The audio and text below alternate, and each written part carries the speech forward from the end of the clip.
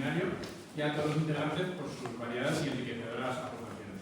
Por mi parte, el granito de arena que pretendo aportar a través de esta charla versa sobre el símbolo de la ciudad infernal del cine de John Ford, una aproximación sobre cómo la poética histórico-filosófica nos permite comprender el tránsito de las sociedades humanas hacia la modernidad. Es decir, cómo el arte, en este caso el cine de John Ford, se puede emplear como vehículo para entender las implicaciones de la evolución histórica en la sociedad y la cultura de nuestra época, actuando Ford no solo como una suerte de bardo de tiempos pretéritos, sino también como profeta del porvenir. La novedad y justificación de esta explicación emana de una problemática académica.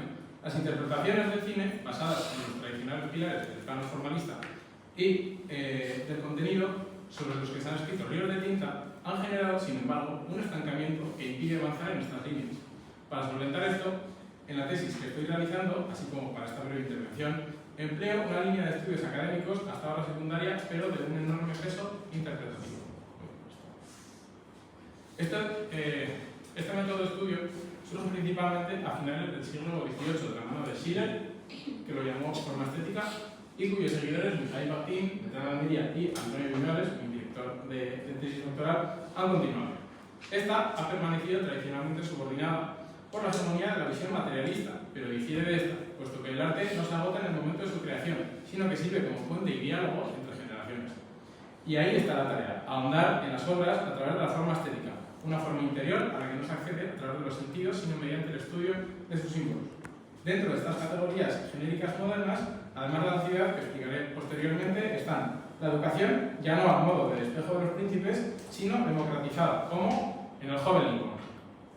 Por otro lado, lo biográfico familiar, vinculado con la quiebra de la comunidad, cuando los periodos cíclicos asociados al mundo agrícola desaparecen ante la irrupción de la apisonadora del tiempo histórico. Tal es el caso de Las Obras de la Ira o Qué verdadera mi valle. El idilio, vinculado al mundo de ayer, a lo agrícola y familiar, dándose una incapacidad de adaptar la cultura premoderna al tiempo histórico, planteando Ford espacios donde o todavía no ha irrumpido la historia o intentando adaptarse para resistir, como es el caso de El hombre tranquilo o La salida de la luna. El costumbrismo, vinculado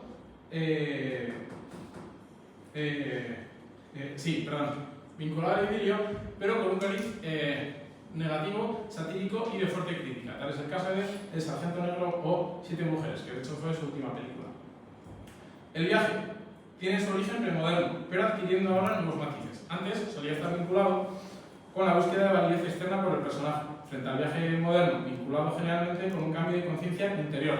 Tal es el caso de Tres padrinos o la célebre La diligencia, que popularizó tanto a John Wayne como a John Ford y revitalizó además el género de western.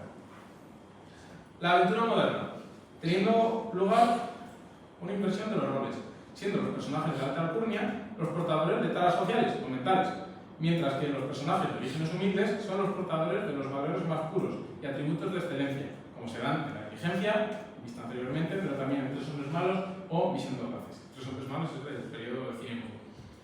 Y por último, la crisis, en el que el umbral implica una ruptura con la línea biográfica del personaje, dándose una conjunción de pecado, culpa, castigo, expiación y vida nueva, con obras como Tragedia submarina, El delator, El sol siempre brilla en Kentucky o El hombre que mató a Liberty Balance.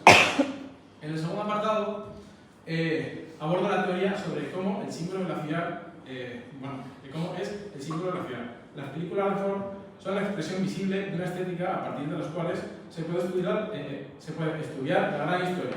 De este modo, las tramas sirven a la investigación como capa literal que conecta con la capa metafórico-simbólica vinculada con la evolución cultural de la humanidad. Frente a las culturas agrarias, vinculadas a la tierra natal y los espacios familiares cohesionados, en el caso del símbolo de la ciudad existe un denominador común en todas las artes: la representación de la ciudad moderna como espacio infernal, una imagen de largo recorrido en el pensamiento, remontable a la propia Biblia. Para el tiempo reciente, la fuente principal de inspiración es lo que Gustavo Bueno llamó ciudad cosmopolita a partir del siglo XIX, un crecimiento masivo caracterizado por la miseria e inhabitabilidad y unas condiciones que moldearon la conciencia sobre el infierno en los espacios urbanos que ha perdurado y llegado hasta el día de hoy. John Ford emplea esto como vehículo para explicar el cambio cultural de época, a través de los cambios en las costumbres, ante los que siempre mostró una especial sensibilidad. Aunque Ford no incidiera mucho en los espacios urbanos, el símbolo de la ciudad late en numerosas obras de su filmografía, de forma más o menos directa. Aquí la película, El intrépido 1930.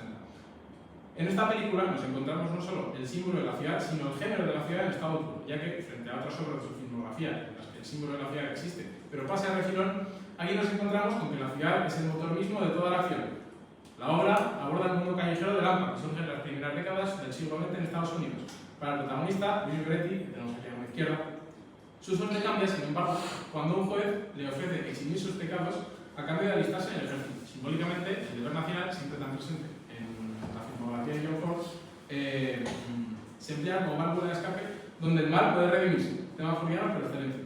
Sin embargo, a su regreso a la guerra en Europa, cuando intenta hacer justicia ante un secuestro, termina asesinado por sus viejos amigos. Luego esta me la salto por cuestión de intentar ganar más tiempo. Y pasamos a El Delator. De hecho, la primera película por la cual galardonaron a John Ford con un Oscar. 1935, aquí se retrata la caída en desgracia de Jeep Nolan al delatar a su amigo de Lila ante la policía por 20 libras. La trama gira en torno al símbolo de la ciudad como purgatorio moral de la traición, donde la lealtad primigenia a la comunidad local se sustituye en un cambio de costumbres a la lealtad al dinero, alienante y sin virtud. La manera por la cual Ford hace uso de la iluminación y los encuadres, de influencia expresionista, permite incidir en el carácter laberíntico y opresivo de la ciudad, confusa y desarreglada. Tras esta crisis, los únicos espacios donde pueden vislumbrarse momentos de solidaridad y conexión con la comunidad son los sacros, profundamente fordiano, en tanto en cuanto irlandés y católico, confiante en la fe como espacio para establecer y consolidar una comunidad. Es de hecho una iglesia donde termina esta película, cuando un arrepentido equipo busca el perdón por los errores de su pasado. El hombre tranquilo. En esta célebre obra nos encontramos a Sean Thornton en su búsqueda del idilio en la tierra natal, para reencontrarse con las raíces irlandesas y dejar al lado los horrores y experiencias traumáticas como boxeador en la gran ciudad. Una contraposición entre un lugar opresivo donde desarrolló Sean gran parte de su vida, con, por otro lado, un entorno rural estrechamente vinculado al campo, en el que a pesar de una sutil sátira de ciertas costumbres, en clave siempre humorística, el individuo puede alejarse del trauma para reencontrarse con el mundo armonioso y cohesionado de las comunidades rurales. El sol siempre brilla en Kentucky, considerada por Ford como su película favorita, también la mía. El director nos plantea aquí las virtudes de los pueblos en los que todavía no ha terminado de fraguarse un entorno urbano lo suficientemente extendido como para tornarse opresivo, en una apuesta por la reconciliación entre el norte y el sur de Estados Unidos, tema recurrente fordiano. Aquí el protagonista, el juez Priest, figura heredera del simbolismo tradicional y la literatura del hombre de bien, imparte justicia desde una posición paternalista, al tiempo que intenta vencer en una campaña electoral.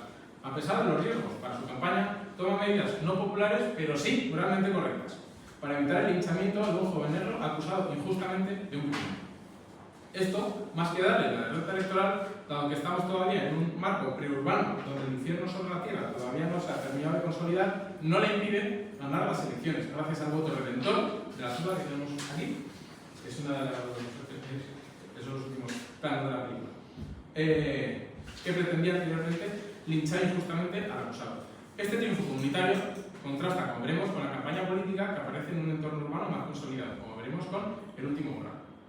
La salida de la luna, 1957. Esta película, que realmente alberga 3 cortometrajes diferentes, se erige como otro canto al mundo idílico de lo rural, visto de manera afectiva y nostálgica, frente al sinsentido deshumanizante urbano, especialmente palpable en el último de los relatos, llamado La salida de la luna, en honor a una canción rebelde irlandesa popularizada en 1798.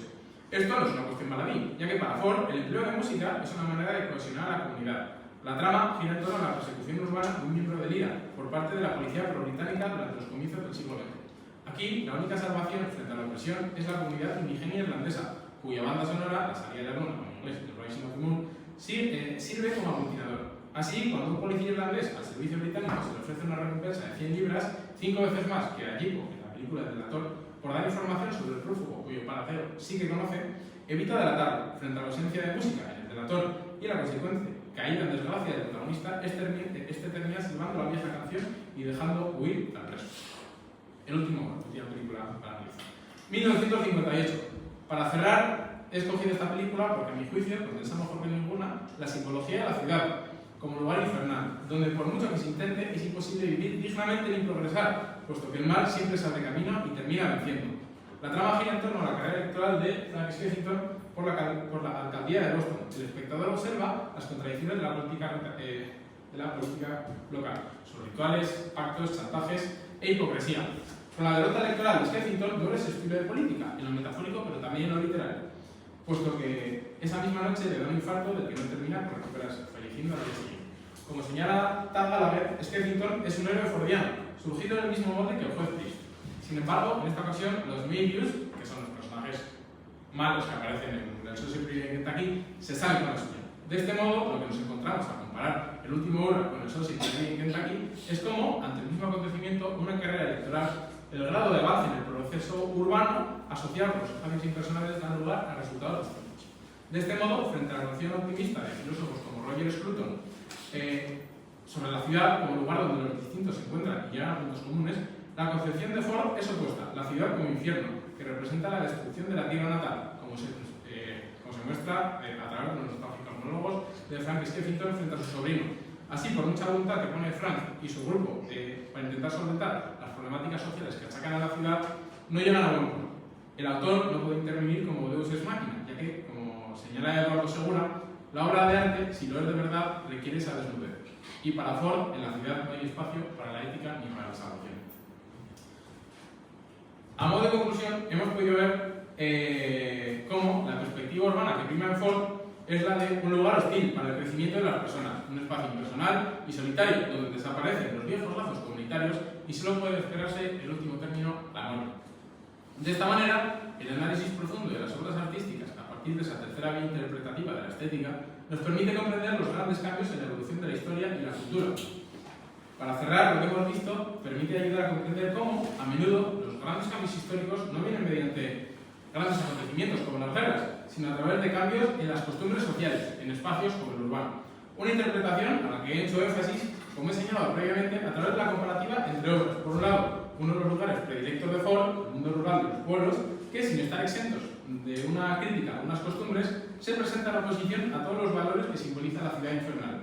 Esto se ve en su filmografía, por ejemplo, La salida de la luna, El hombre tranquilo o El sol siempre vive en Kentucky, en clara oposición al intrépido o El último hombre, donde los vínculos comunitarios desaparecen en favor de una sociedad de individuos solitarios incapaces de afrontar los retos modernos de manera conjunta y cuyos viejos lazos y recuerdos se desvanecerán como lágrimas en la lluvia. Escribió Ford cómo agradecer a un hombre por 1.000.000 de sonrisas.